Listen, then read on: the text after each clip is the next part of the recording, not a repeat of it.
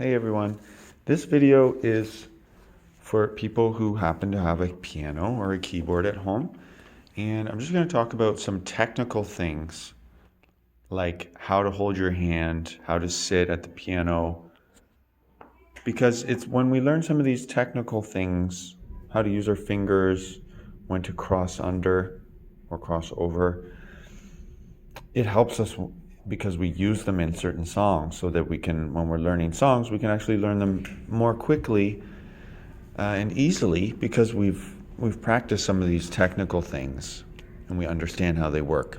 So first of all, if you're playing this video, watching this video, you should hopefully know where C is. You should already know some of the basics of the piano, like where C is, okay? Because I won't be covering that in this video.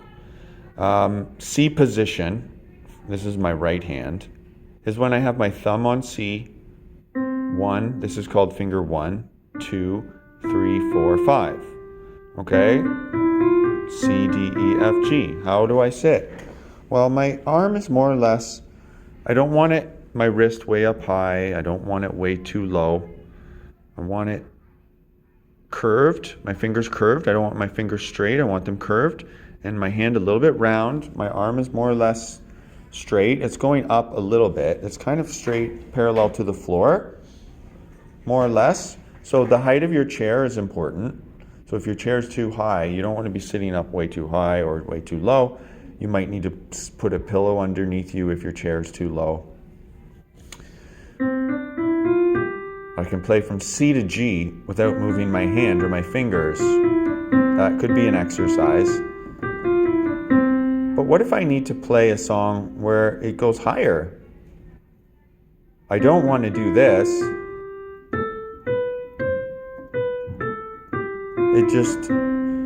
It just doesn't make sense just to move my pinky up and play with my pinky, because then every note is sort of choppy and broken and there's too much space in between the notes. And if I was trying to play quickly, that wouldn't work very well at all. So what I need to do is I need to do something called a cross under with my thumb as I'm going up.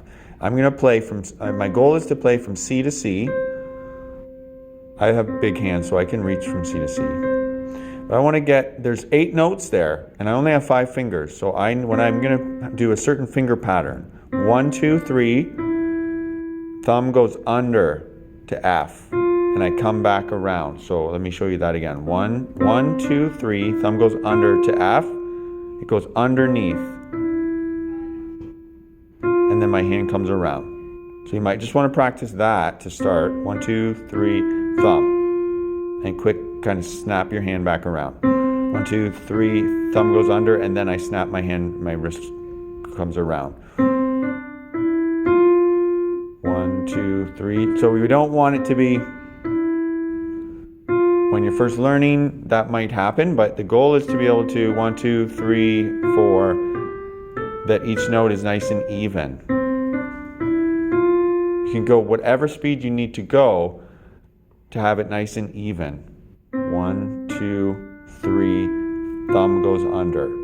Okay, now I can play from F, G, A, B, and C. I can get up to that higher C now without moving my hand again. 1, 2, 3, thumb. Now I've played a full octave or a scale from C to C, C major. 1, 2, 3, 1, 2, 3, 4, 5. So that's the finger pattern going up. 1, 2, 3, 1, 2, 3, 4, 5. Coming back down, I'm going to do the same fingers, 5, 4, 3, 2, 1. I'm on F, and then my middle finger, remember on the way up, my third finger was on E. I'm going to use that same third finger on E, but in order to do that, I need to go over top this time to finger 3. So 5, 4, 3, 2, 1, 3, 2, 1. 4, 3, 2, 1, 3. And same way I did on the way up, I bring my wrist, my kind of snap, I'm almost like sliding on my finger there. 5, 4, 3, 2, 1, 3, 2, Okay, so you can practice it going up. We call that ascending. 1, 2, 3, 1, 2, 3, 4, 5.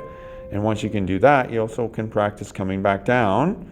5, 4, 3, 2, 1, 3, 2, 1. Here's the whole thing. And I'm going to do it slow. You don't have to do it fast.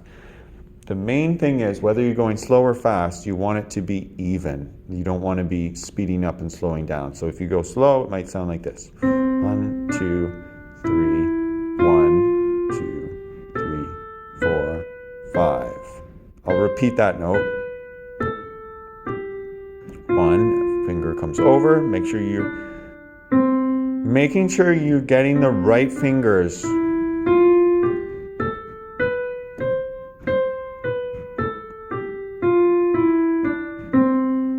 Okay, speed is not as important as using the right fingers, using the right technique, or your wrists in the right spot. Notice when I have to repeat that C, I want to make sure I get a nice, good the second time I have to hit the C. So I lift my hand up a bit and then I drop down into it. Because if I just play it, it might not be loud enough. I want every note to be about the same volume. 1, 2, 3. So watch what I do. See how my hand, the second time I have to play C, I bring my hand and I actually bring my arm up and I drop down into it to make sure that I get it loud enough. Sometimes when we play this scale, we don't repeat that note and it would sound like this.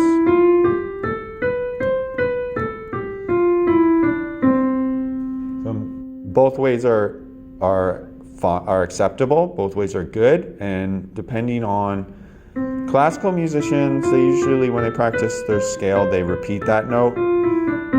But other musicians who are not classical musicians, they might not repeat that note. Okay, so that's how we play C major with the right hand. We also would want to learn it for the left hand, but I'll do that in another video on another day. Good luck and happy practicing.